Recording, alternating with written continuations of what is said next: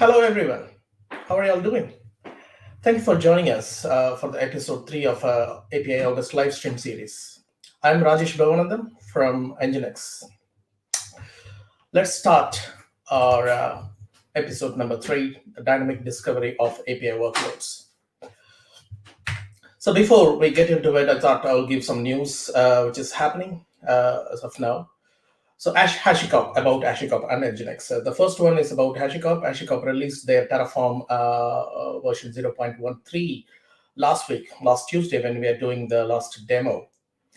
From NGINX, we have something exciting happening. We are having our virtual event starting September 15th to 17th. It's 3-day. I think first 2 days we're going to be technical presentation about the tools, what we got for you guys, like all the open source tools like NGINX Unit as an application server. Everything is going to be discussed over there. And on 17th, it's a hackathon. It's an exciting one, which I really want you guys to know about. You can register using the link what you got here. It is actually a Pacific time, but still now these days it doesn't really matter.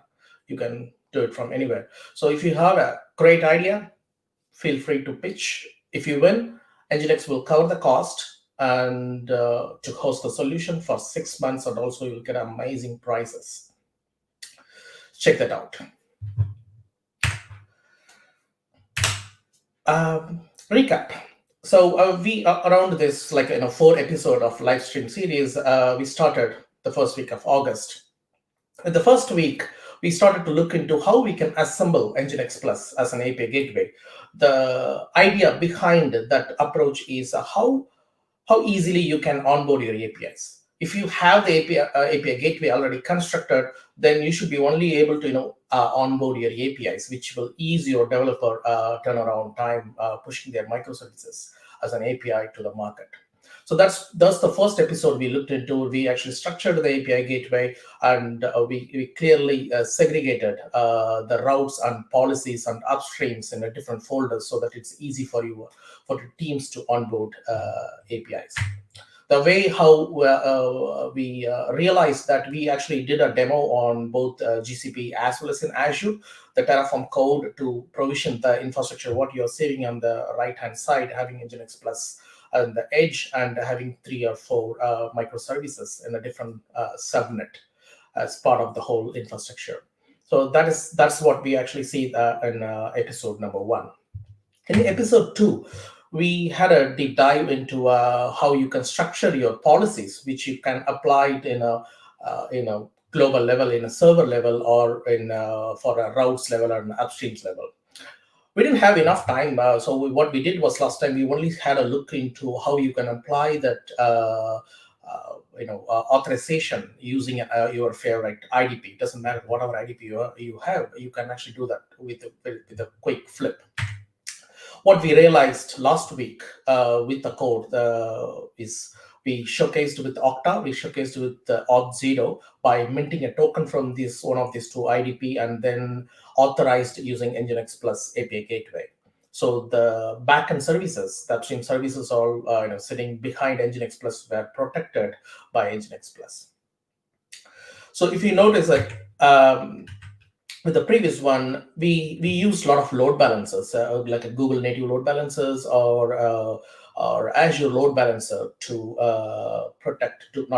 load balance the microservices on the bottom of the subnet. Today's episode is all about how you can dynamically find those microservices, which is deployed in different locations. To start with, in this cloud native era, your microservices are like moving targets. There is no way you can predict how many services you are going to run and how many instances of each services you're going to run. A service may have 10 instances, a service B may have 3 instances, and it can keep going on. I used to work for a company where we used to run hundreds of services, and we ended up in having load balancers and sitting on top of every services. At one point, we ran out of load balancer capacity within the VPC. So we were forced to look into other solution. That was years back. So just to get the full complete detail of it, if you look into the microservice subnet, bottom of the screen, you could see that each services are all having its own internal load balancers. So imagine you have hundreds of services, then you will end up with hundreds of internal load balancers. It actually solves the purpose. It works fine. To resolve, just to giving an example, when I did this, when I actually created the Terraform project and realized this whole infrastructure, created around 40 components, 40 resources inside a GCP or given an Azure, which was quite interesting. So this episode, what we are going to look into is how we can actually reduce the number of components by removing the load balances out of it. With the first approach, what happens is the load balancer kind of act like a discovery for you. It actually takes care of your microservices, number of instances. If you run tens of it, it actually been load balanced by your internal load balancer. But if you have to come up with an inventory, like how many instances am I running? How many services am I running? You have to go with a different tool to do that. With the right-hand side, the approach, what I have taken is to use a service discovery tool. So in this example, I've taken Hashicorp's Consul. So here, you can see that I have removed the load balances in front of those services. It doesn't matter if whether services are running, tens of them, or F1 services run 20 of them. It really doesn't matter. What we are going to do is we're going to register those services to the service discovery tool, which is Consul, and NGINX Plus will be smart enough to integrate with the Consul to figure out where is my service. Like that could be 10 IP address, 10 locations it's been going to be deployed for each services. So you can quite easily discover those APIs using NGINX Plus. Let's double click on this. So what I have done is I have a Consul server installed, which you can see on the left-hand side. On top of that, what I have done is I have also installed a Consul client on each microservices and NGINX Plus. From a microservice point of view, what it does is it actually registered itself to Consul server saying that I'm here, this is my location, this is my address, and I am healthy. So it actually, this is all some kind of a metadata I tend to push that to Consul server. NGINX Plus does the same thing. It also registers itself as a node saying that I'm here, I'm healthy, to the Consul. On top of that, what it does is it also goes and figure out where are those services, like where are those upstream services. If I get a request for a particular service or particular API, where do I have to route it to? So that smartness is also being built with NGINX Plus. With this, let's get into demo. I don't want to waste any time. I'm going to flip the screen to my Visual Studio Code. Hi, everyone. Good morning. I'm Cheryl, NGINX Marketing Manager for APAC. While Raj is switching to his demo, we'd like to remind you that we love questions. Please enter your questions along with comments in the chat box available live. We will get to your questions after the demo is finished.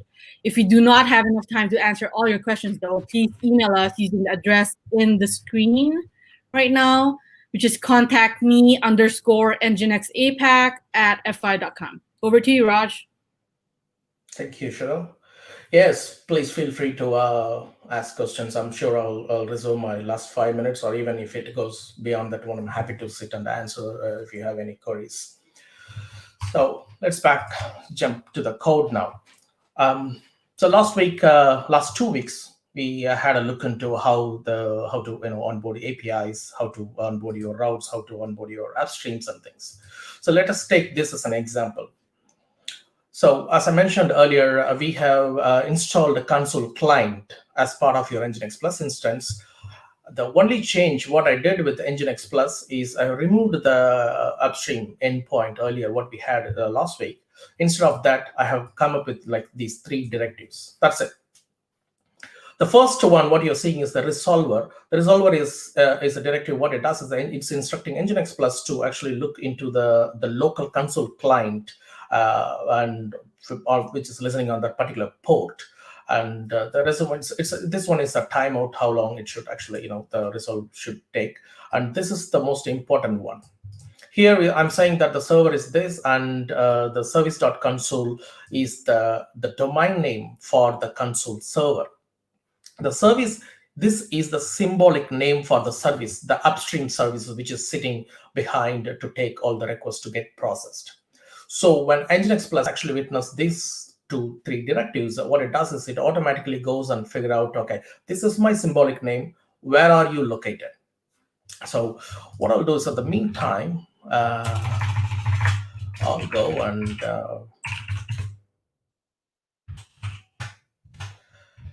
create the infrastructure while we are talking. That will be easier. See, just wanted to highlight one thing here. Last time, with all those internal load balancer, doesn't matter whether it's Azure or it's a GCP, it created around 40 of them. So now, with removing all those load balancer, but still achieving the similar level of quality, we have reduced the number of resources to 25. So let it go and create. It'll take a couple of minutes. So meanwhile, let's look into this bit. So yes, the service actually look into it, and NGINX Plus goes and look for this symbolic name, which is F1-B1-SVC.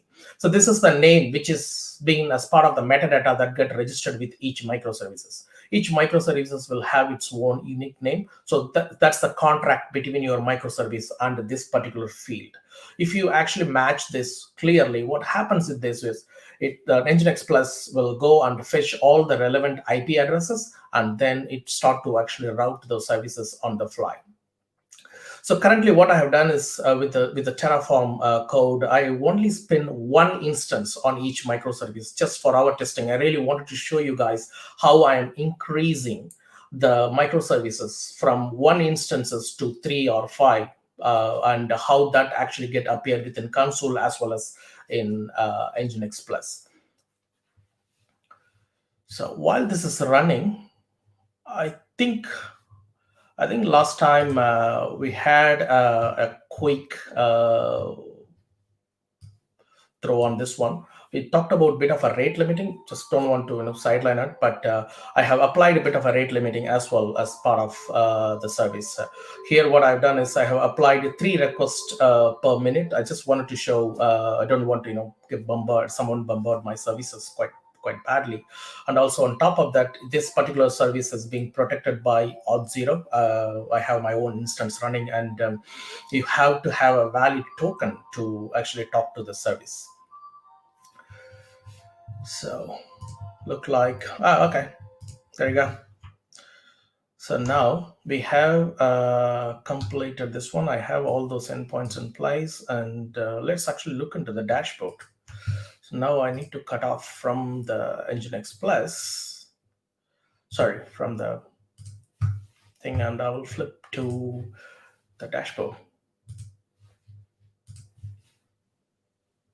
All right, while Raj is flipping to another screen, I want to remind everyone that we do have a free tool to measure API latency. It's all about real-time APIs now. So we have this link on the screen right now where you can, it's a free tool, and feel free to use it anytime you want to just test out your API workloads. Over to you, Raj. Thank you, Cheryl. Yes, it's a quite important one. It's a really good one. That tool is actually let you to help you to measure your latencies and your performance of your APIs in one place where you can export your output to the bit. So probably you would have witnessed it. As I mentioned, this is the NGINX Plus dashboard. What it does was it actually has all those APIs, HTTP upstream, and if you would have noticed it dynamically get populated. There's one server for each one of these API get populated in this one. Before I test it, I would love to show how this would look like from Consul point of view as well.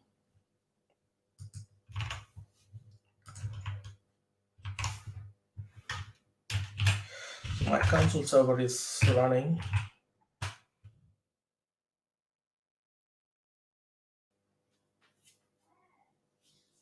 It's taking a little bit more time. There you go. So Consul actually makes sure that it registers itself, and also it has all those other instances which got registered as a services. So one here is you can see that F1 service, Hello NGINX Plus service, and Gateway itself got registered here, and Weather API got registered here as well.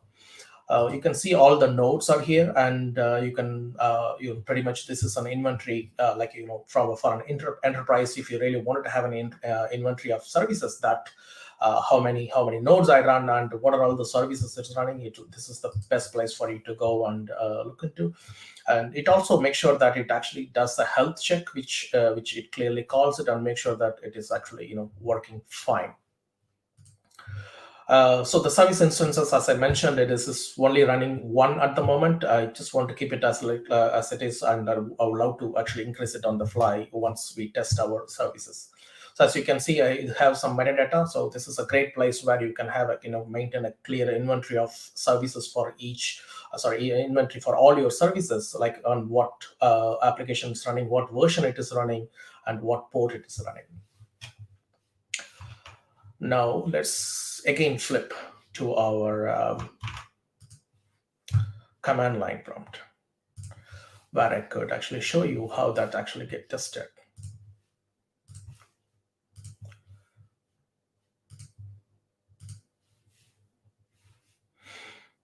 All right.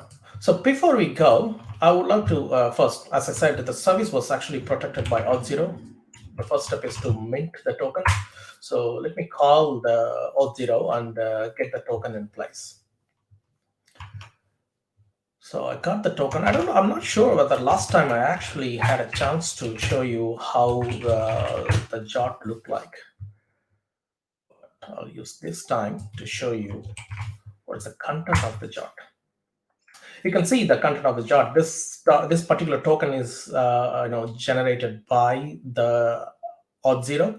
I think the last time we also saw for Okta, it's exactly the same thing. The contract between the IDP and the services are like it expects the audience to be this, and expects the issuer to be this, and the permission should be admin. What I did was I gave a elevated access. You need elevated access to access the APIs. So I have given this as part of the one. So when you request the IDP with a scope, then you get a permission. Thus, you have that particular permission to go forward and use it. So that's the idea behind this whole token concept.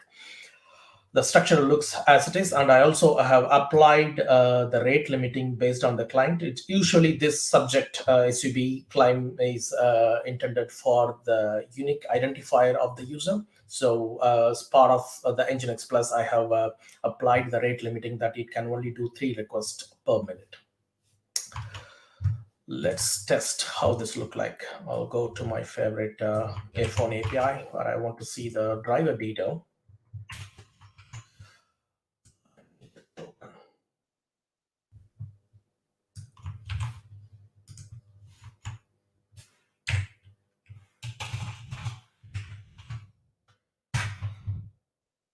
There you go.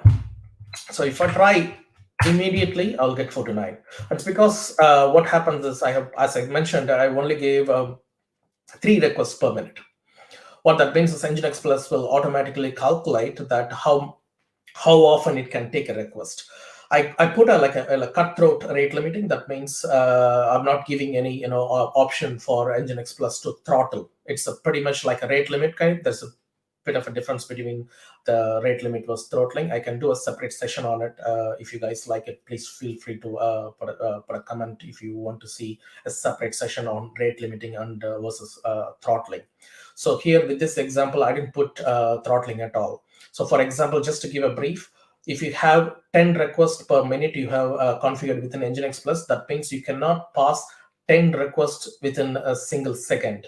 If you do that one, it will reject it because it expects a directive called burst. Actually, not a directive, it's a parameter called burst as part of the rate limit. The way how NGINX Plus processes it, if you have 10 requests, it only processes 1 request every 200 milliseconds. That's the way it works. I can actually talk about that as in a separate session. Feel free to drop us a comment if you really want to hear more about it. So here, if I try it, it should work. Yeah. So what I'll do is I'll go and actually increase the number of services, as I mentioned, all of them to maybe 3. Just considering the time, we only remember in the past one we only did 3 of them. Sorry, 1 of them on each services. So now what I'm going to do is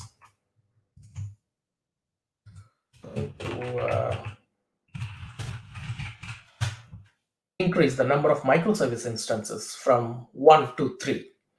What I expect those instances to be registered. So 3 to add. So all of my services are target size from 1 to 3. Let's say yes. Let it go through that bit.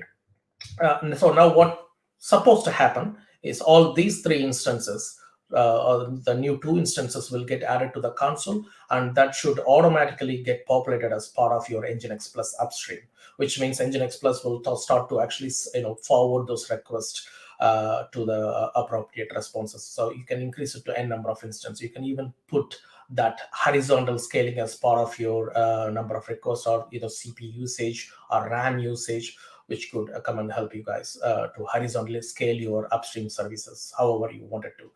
With this setup, you don't have to worry that how you're going to self-register yourself, because it's the console actually takes care of it, and NGINX Plus is well integrated with console or any other discovery tool. If anything that supports SRV record, then we can easily integrate, and then we can make it to work. So I'm gonna flip again to console.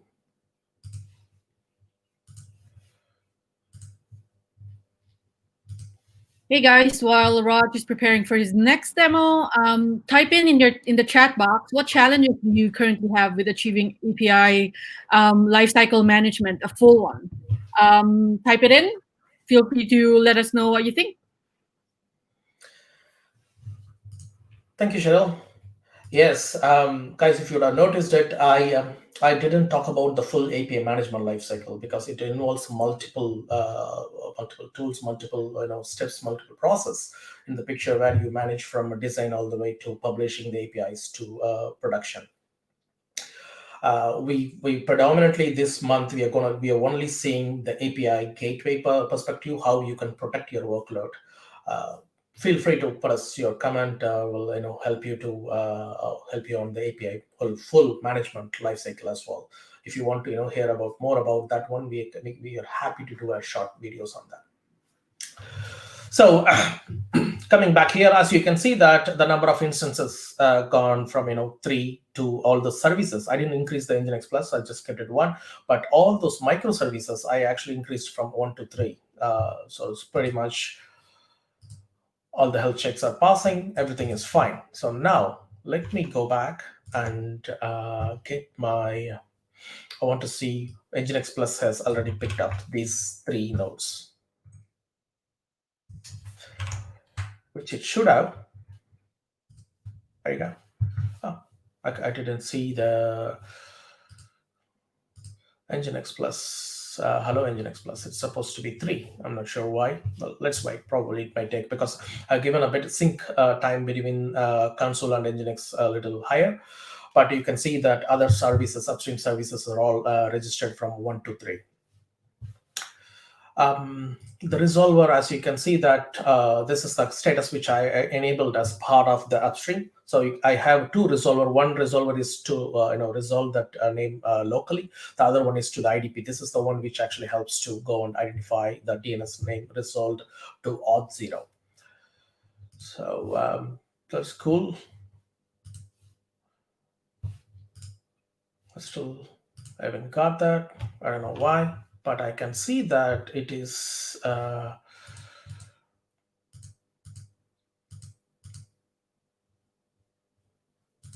go here. The demo god didn't help me today. Thor. Hold on. Sorry, it's my bad. I did a mistake. What I did was, Thor didn't ditch me. He always helped.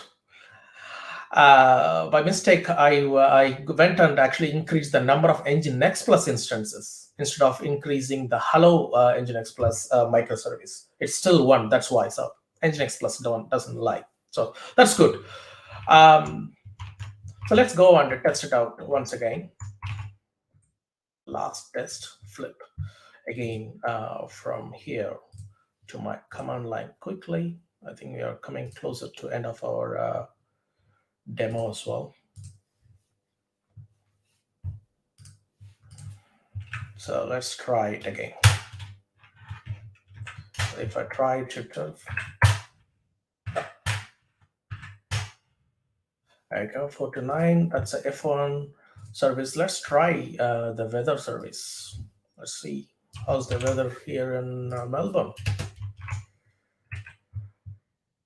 I need this.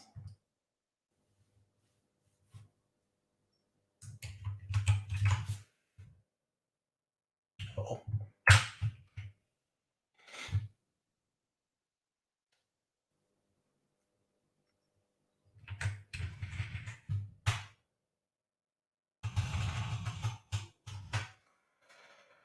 It's very hard to read. Everywhere I see that. I think this is more an American way, I believe. We'll go with centigrades Fahrenheit fight. Let's not dwell into the detail of this. So this, the important thing is service is working. That's the end of the demo. Let me stop here. And I was actually hoping to do a demo with the Vault as well. But I'm happy to do a separate session specifically on Vault, similar to this Hashicorp console. We can show you how easily you can integrate your NGINX Plus instance to store secrets like SSL certificates and things within Vault and manage it away from your NGINX Plus API gateway. I have the code, the Terraform code, which I shared. I'm sure you would be able to see that as part of your YouTube description, where you can actually see and you can take the code and you can run it. With the code, whatever I just showed, it's there right there in the NGINX in the GitHub. All you have to do is take it and change the project ID to yours, your GCP project ID, and it just works. It will create all those components, what I just did it, and you should be able to recreate it. You should be able to test it so quickly. And with the Vault, I will do a separate session on Vault. I totally underestimated the time on. I was hoping to show both console and Vault within 30 minutes. It's overthinking. Sorry about that, but we'll definitely come back with that session very, very soon. I'll take any questions if any. Does NGINX Plus supports API orchestration?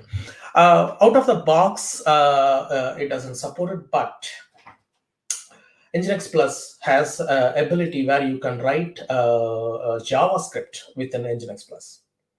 What that means is you can actually does the orchestration using your JavaScript. It's pretty much near to your Node.js, and it is so powerful.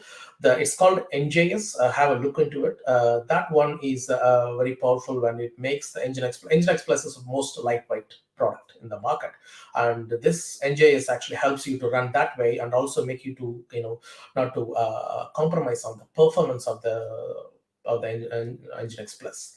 So yeah. Try with NGINX Plus, NGINX JavaScript, you should be able to do the orchestration. But I have my opinion on that one. I can do a separate session. Whether you should do an orchestration or not, that's a different story, because there's a reason why it's living in the edge, why you shouldn't do an orchestration. But when you're moving from your legacy world into the newer world, you don't have a choice. Keep that as your temporary solution. Try to keep that, but always try to move the orchestration away from your NGINX Plus or any API gateway you use. Cool. Okay. Look like it's not many questions today. I think the first time I'm well in time was mostly because I actually skipped the Vault demo. I would have not able to done that within the last 5-10 minutes. But for sure, if you guys want to hear about that integration, Vault integration, please drop us comments or an email which we just displayed. We're happy to do the one of the demo for you guys. The code is pretty much ready. All I have to do is find the time to pull it together and show it to you. Thank you very much. This is the third episode. Thank you very much for turning up. And for the next episode will be on next Tuesday. It's again show code series. That's my favorite topic. I would love to show you whatever I've done all these 3 weeks within Kubernetes as well. This is exactly where it is, where we are moving. Most of the enterprises and small business or medium business, everyone is moving to Kubernetes, and how I would love to show you how you can actually solve it quite easily with NGINX Plus, the same way how we showed in the last 3 weeks. Thank you very much.